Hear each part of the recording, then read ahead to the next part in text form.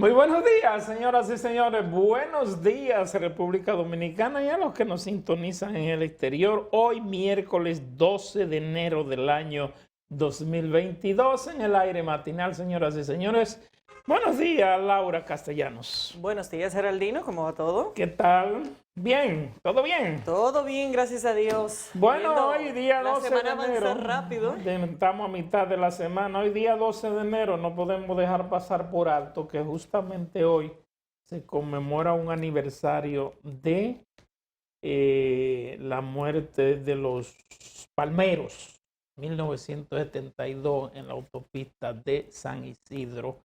Amaury Germán Aristi, Ulises Arquímedes Cerón Polanco, Virgilio Perdomo Pérez y Bienvenido Leal Prandi, cuatro jóvenes que militaban en la izquierda dominicana y que en esa época de mucha represión política, pues se vieron emboscados en una cueva en la zona del kilómetro 14 de las Américas. Pero hay muchas noticias, señoras y señores. Aquí estamos viendo que ayer, prácticamente casi lo habíamos dicho en los comentarios, a pesar del llamado de educación, lo que recogen los medios o lo que recogieron los medios de comunicación ayer es que en la mayoría de las escuelas ni habían estudiantes ni había maestros. Bueno, déjame decirle, los padres que estuvieran contemplando el panorama con el anuncio de la ADP de que no iban a estar asistiendo, la verdad es que le iban a quedar pocas ganas de enviar los estudiantes a la escuela, tomando en cuenta de que ya se podía anticipar un ausentismo importante de los profesores. Y bueno, y efectivamente fue lo que sucedió. En adición, el llamado del Ministerio de Educación fue voluntario y flexible, o sea que eso también lleva como consecuencia un desincentivo importante para que los padres llevaran a los estudiantes a los colegios, a las escuelas. Usted sabe qué es lo peor, que eso se dio y se registró en el sistema público. En el sistema privado, los colegios arrancaron con una normalidad que es lo que acostumbra. En algunos casos, pues algunos problemas de contagios, pero en sentido general, pues simplemente reinició con una marcha cotidiana lo que tiene que ver con los colegios privados, lo cual lo que va a terminar es a contribuir a una profundización de esa brecha que tenemos entre el sistema público y el sistema privado. Pero con el ingrediente de que al haber un llamado a las clases presenciales, la mayoría de los que habitualmente ya se habían incorporado a sistemas virtuales en el sistema público también perdían la clase porque los maestros no estaban. O sea, tenemos esas dos situaciones. Los maestros no estaban ni para clases virtuales ni para clases presenciales, lamentablemente. Entonces, los estudiantes perdieron el tiempo, los maestros no fueron. Ha sido una práctica generalizada de la Asociación Dominicana de Profesores de cuando dicen voy a suspender, no vamos a ir, no van. Y lamentablemente lo peor de todo eso es que no tiene consecuencias. No hay consecuencias, señoras y señores. Y ayer lo decíamos, el Estado no puede ceder en dos aspectos fundamentales de nuestro país y en cualquier parte del mundo, que son el área de la educación y el área de salud. Sin embargo, aquí el control, lamentablemente, no está en manos del Estado, está en manos de dos instituciones que el Estado ha sido el que la ha soportado, el que le ha dado los elementos y la base fundamental para que tengan los poderes que tienen. Por eso nos vemos en estas situaciones. Por eso nos vemos cuando el colegio médico llama a huelga médica que los médicos no trabajan en los hospitales. Y mientras estemos en esa situación, ya sea por un populismo democrático o por lo que sea, lamentablemente no vamos a tener resultados positivos y vamos a seguir estando detrás de todos los países en los niveles de educación en República Dominicana. Lamentablemente, ayer, en los recorridos que hicieron los medios de comunicación, se pudieron percatar realmente, y lo dijimos en la mañana. ¿Qué va a pasar? No va a haber clase. Es verdad que el Ministerio de Educación envió una comunicación diciendo que agradecía el respaldo que le habían tenido los padres, que por cierto han creado 2 federaciones, 2 asociaciones, 2 grupos que supuestamente aglutinan a los padres de los estudiantes de las escuelas públicas. ¿Cuál de las 2 agrupaciones más endebles, más de más poca fuerza? Pero ahora están en pugna porque una favorece el asunto de la presencia escolar y otra no lo favorece. Nosotros particularmente creemos que debía haberse y debe darse clase presencial, pero lamentablemente ha sido una realidad lo que ha ocurrido. Ha sido una realidad lo que ha ocurrido. Y esto tiene que llamar tanto a la gente de la Asociación Dominicana de Profesores como al propio Ministerio de Educación. Señores, no se pueden hacer las cosas por la fuerza. Hay que buscar un mínimo de entendimiento, porque ese mínimo de entendimiento lo que hace es ayudar a que las cosas mejoren en favor de todos, de la sociedad completa, de los estudiantes, de los padres, de los maestros, de todo el mundo, de todo el sistema educativo nacional. No, ayer lo que hubo fue una medición de fuerza en un sistema donde lo que debe haber es una unidad, algo conjunto. Ayer lo que hubo fue una medición de fuerza, lamentablemente. Y así no vamos para ninguna parte. Así no vamos a llegar a ningún lado. Por un lado la ADP y por otro lado el Ministerio de Educación. Entonces, hay que buscar alternativas. Y después de la lección de ayer, uno se pregunta, bueno, ¿qué va a pasar hoy? ¿Qué va a pasar mañana? ¿Qué va a pasar en estos días? Porque la ADP ha planteado que hasta el 31 no debían reiniciarse las clases. El ministerio hizo el llamado para reincorporarse mañana, ayer. Entonces, es una situación sumamente preocupante, sumamente preocupante.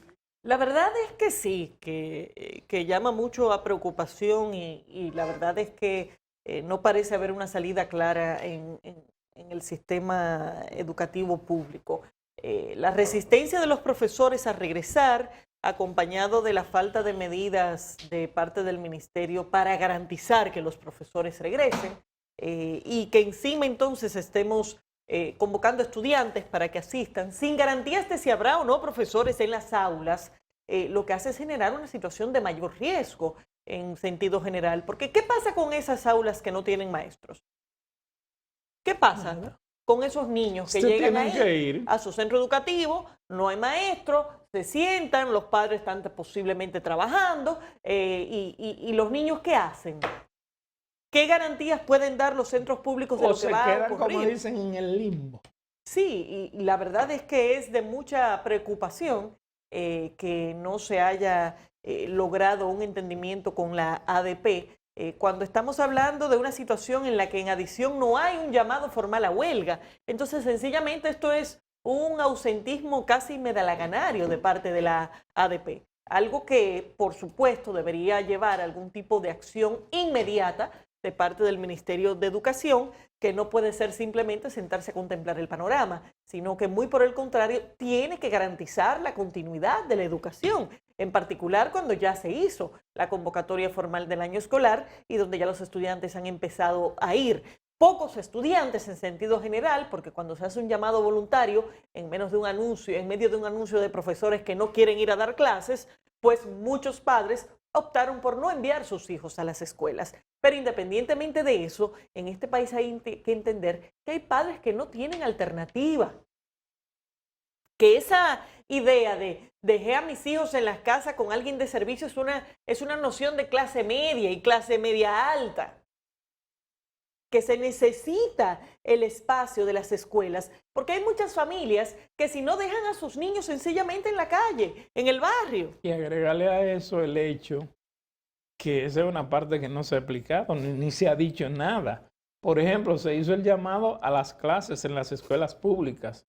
Pero, ¿y qué pasó? ¿Qué había con respecto al INAVIE? O sea, Se llamó se iba a dar el desayuno escolar, se iba a dar el almuerzo, se iba a dar la merienda, ¿o qué? Se supone que sí. Y porque muchos padres llevan a sus hijos confiados en que eso se le va a dar. Pero si usted llega y no encuentra a un maestro y no encuentra a nadie que lo oriente, ¿qué usted va a hacer?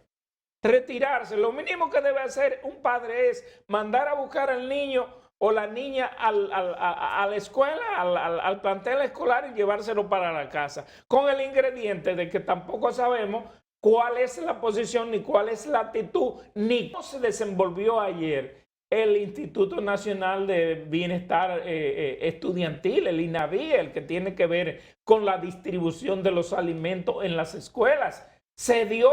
¿No se dio? ¿Qué pasó?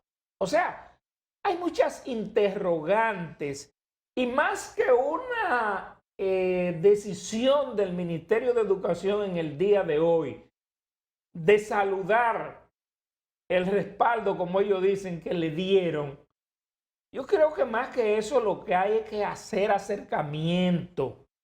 Hay que hacer acercamiento. No se pueden mantener posiciones rígidas ni de la ADP ni del Ministerio de Educación. Y si tienen que buscar mecanismos intermedios para llegar a un acuerdo, para buscarle una salida, buscarla.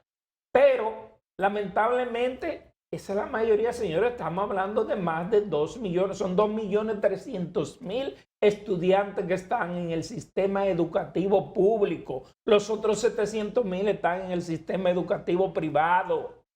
Entonces, o hacemos unas clases virtuales como se hacían antes, cuando estaba de lleno la pandemia, o hacemos las clases presenciales, pero no se puede mantener al sector estudiantil en un limbo.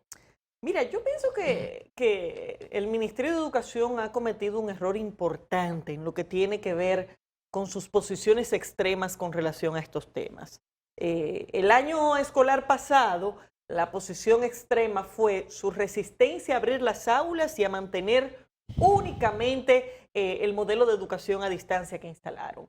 Pero una vez avanzó el año escolar y finalmente cuando se llegó al final del mismo, entonces el anuncio fue: vamos a dejar atrás todo lo que adelantamos en ese modelo de educación a distancia y vamos a volver a un 100% de presencialidad.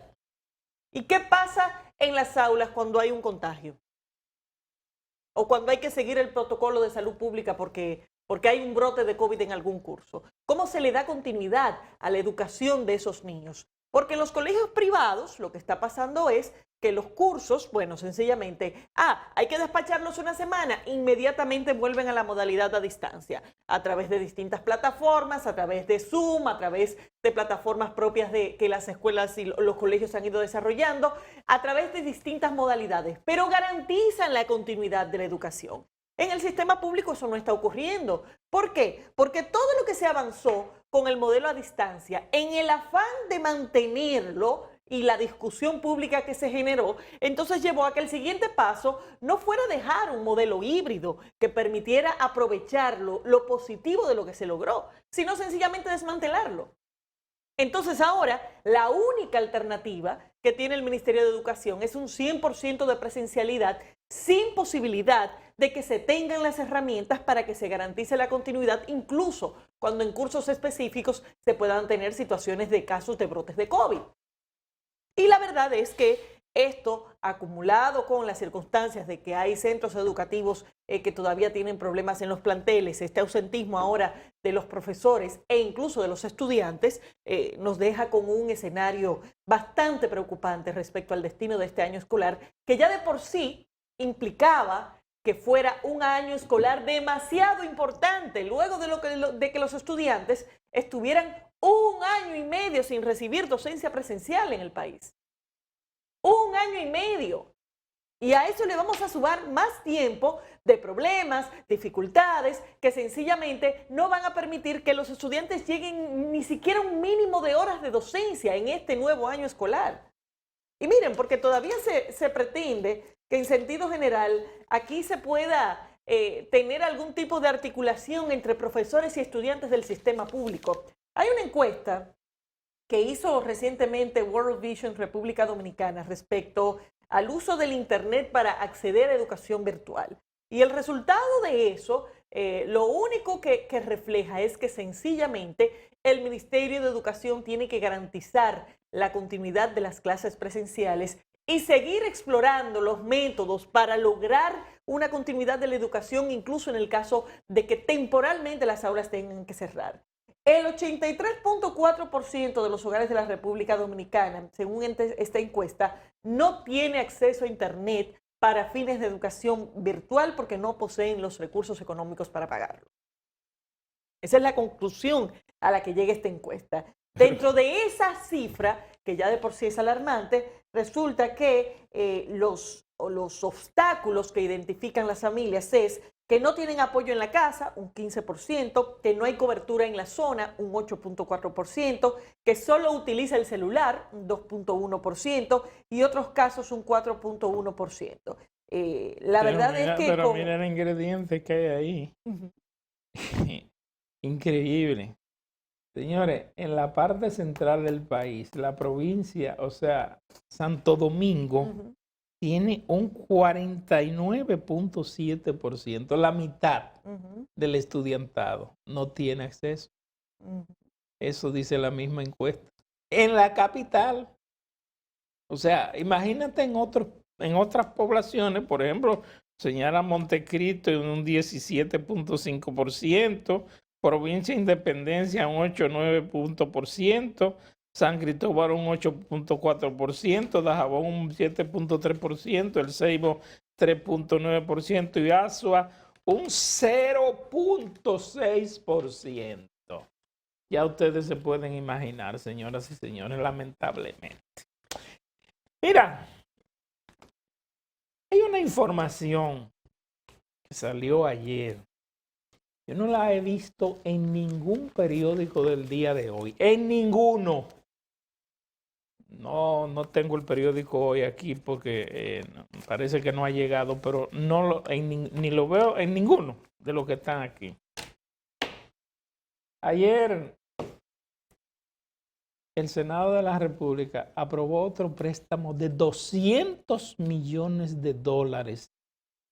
para enfrentar también, con el mismo argumento que aprobó el otro, la pandemia del COVID. Pero a mí me extraña que se estén aprobando tantos préstamos cuando estamos tan bien económicamente. 200 millones en 11 días hemos aprobado. 500 millones de dólares en 11 días. Hemos aprobado 500 millones de dólares. Ayer decía Bautista Rojas Gómez, el senador de la Fuerza del Pueblo, que más que sello gomígrafo fuera un papel carbón mal hecho.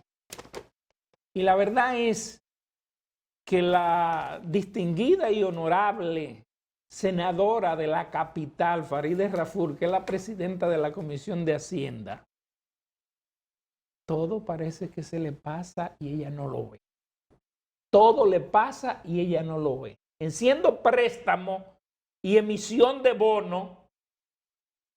Es más, yo voy a decir una cosa, este Senado y esta Cámara de Diputados se están convirtiendo en dos instrumentos, yo diría, parecido a lo que teníamos cuando Buenaventura Báez, cuando José María Cabral y cuando Lili.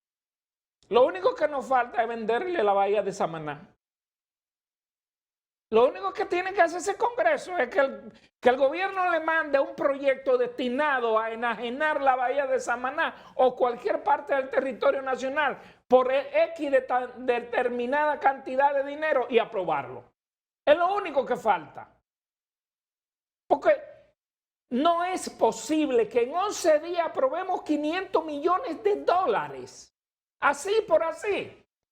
Y que dentro de la información no se diga estrictamente cómo se va a distribuir ese dinero, cuál es la necesidad que hay cuando tenemos una economía en crecimiento de un 12.5%. Hoy entonces, estamos desmintiendo al Banco Central, estamos desmintiendo las cifras que económicamente nos está proporcionando el Estado, si estamos tan bien. que están tomando dinero sin pensar que ese dinero hay que pagarlo, independientemente del déficit cuasi fiscal que se le está pagando, que se está pagando a través del Banco Central y que tiene que proporcionárselo el Poder Ejecutivo al Banco Central. O sea, yo creo que debe de llegarse a un límite y de no tener esto como si fuera un relajo, como si fuera algo tan común y corriente como usted beberse un vaso de agua. A veces el vaso de agua se pone más difícil que tomar un préstamo aquí y aprobarlo sin saber la consecuencia que vamos a tener más adelante. Y con una economía en donde todo el mundo está consciente, los partidos políticos, los líderes políticos, todo el mundo está consciente de que las entradas por impuestos están muy por debajo de la mayoría de las naciones que tenemos a nuestro alrededor. Que la tasa impositiva es baja en República Dominicana, que las recaudaciones son bajas. Y entonces, ¿cómo es que lo vamos a pagar? En el momento en que tengamos que pagarlo, o solamente es tomarlo y ya, porque nos lo ofrecen. Ah, nos lo están ofreciendo, hay que cogerlo, hay que tomarlo. Y el Congreso tiene que aprobarlo. Porque no hay nadie que diga, no, no se puede. Ayer de 28 diputados, 20 aprobaron el préstamo. Y hace apenas 10 días ya habían aprobado uno de 300 millones de dólares. O sea, son 500 millones de dólares en 11 días. Entonces alguien debe de sacar la cabeza y decir, bueno, pero espérate, así no tampoco. Y la honorable senadora que preside la Comisión de Hacienda, no dice nada.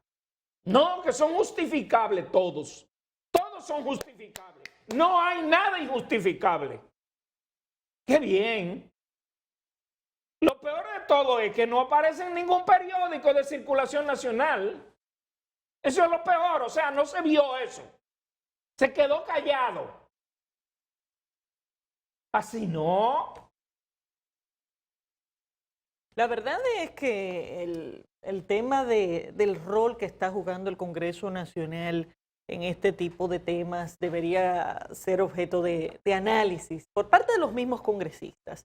En particular porque el PRM fue muy crítico de la política de endeudamiento del PLD, que en efecto en su momento también tuvo una política desbordada de endeudamiento, pero haber hecho campaña sobre la premisa de que esa era una política de endeudamiento muy agresiva y pretender continuar con una política muy similar, sobre todo con este nivel de complacencia de parte de los congresistas que en su momento fueron muy críticos, pues trae un nivel de contradicción alto. Pero quiero agregar un componente con lo que tiene que ver con el Congreso Nacional a propósito de que finalmente se dejará sobre la mesa el proyecto de Código Penal en la Cámara de Diputados. Y de esa forma, la Cámara de Diputados abandona una aventura que no iba a terminar bien de ninguna manera. Y fue esta idea que surgió de introducir una iniciativa en paralelo al proyecto que había llegado aprobado del Senado de la República, algo que iba a traer una serie de problemas a nivel del trámite legislativo y que muy posiblemente iba a terminar en el Tribunal Constitucional con una nueva nulidad del Código Penal si hubiera sido aprobado. Yo creo que las presiones para la aprobación del Código Penal es una realidad, pero eso no debe llevar a los legisladores y en particular al liderazgo de los hemiciclos a pretender que se forcen o se violen los procedimientos legislativos que están contemplados en la Constitución de la República. Eso ya ocurrió una vez durante la gestión del Partido de la Liberación Dominicana, mientras tenía control de la Cámara de Diputados. La presidía en ese momento Abel Martínez y luego de una serie de intentos por aprobar el Código Penal, a pesar de que contaba con una observación de parte del entonces presidente de la República, pues terminó aprobándose en violación a lo planteado de la Constitución y un año después ese código aprobado sencillamente fue declarado nulo por el Tribunal Constitucional. ¿Y qué pasó? Volvimos a cero. Volvimos a cero y aquí estamos todavía sin aprobación del Código Penal. Entonces, qué bueno que llegó la luz finalmente al Congreso. Yo no estoy segura de que haya sido. Yo no creo que haya llegado. No creo que haya sido por convicción de que el proceso estaba mal, posiblemente porque sencillamente se dieron cuenta de que no iban a lograr que las votaciones prosperaran como quiera. Pero asumamos el mejor de los casos y supongamos que se dieron cuenta de que forzar el trámite legislativo no iba a terminar con un buen rumbo para este proyecto de Código Penal. Yo planteé públicamente que yo pensaba que lo mejor que podía ocurrirle a ese Código Penal era que se dejara a un próximo Congreso. ¿Por qué? Porque los congresistas que tenemos, tanto diputados como senadores, la mayoría, con ligeras excepciones, no están en eso. No sirven para legisladores. No piensan. No son pensantes. No se ponen a estudiar como tienen que estudiar esos proyectos. Y lo que más le convendría a ese Código Penal es que se lo dejaran. Quizás cuando los líderes de este país les dé la gana de pensar que allí no se puede llevar a todo el mundo, como se hizo el Ventú, que es el Congreso Nacional, porque es un Ventú. Cuando los líderes políticos se den cuenta que los diputados y senadores deben ser escogidos, calificados, para poder presentarse a un organismo como eso, a un órgano como esos, con la finalidad de hacer leyes que vayan en beneficio del país. No el Congreso que tenemos, que es un Congreso que yo he dicho que de todos los que he conocido es el peor. El peor. Por eso yo no planteo ni que lo dejen para enero, ni que lo dejen para el año que viene, para el 23, ni para el 24. No. Que se vayan todos los congresistas que están ahí y que venga un Congreso nuevo que piense, que recapacite, que tenga mentalidad de discutir, de analizar, que tenga calidad y capacidad para hacer eso. Y entonces se discuta lo que es el Código Penal en la República Dominicana, porque eso le queda demasiado grande a ellos, demasiado grande. Vamos a una pausa.